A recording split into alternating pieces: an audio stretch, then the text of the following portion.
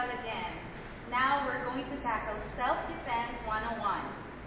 And our host for this segment is Mr. Gene Ulag. Good evening po, I'm Gene. Ako po yung magiging segment host for Self-Defense 101. I'm a former mixed martial arts fighter, self-defense and Filipino martial arts instructor.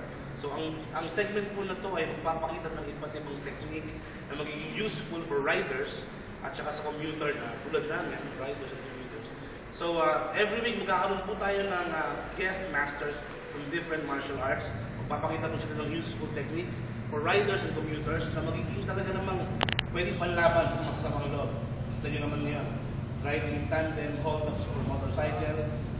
Marami pong nagkakalat ng lagim, kumbaga. So watch out po dyan sa ating weekly episode at later po magbibigay tayo ng dalawang useful techniques para po sa inyo.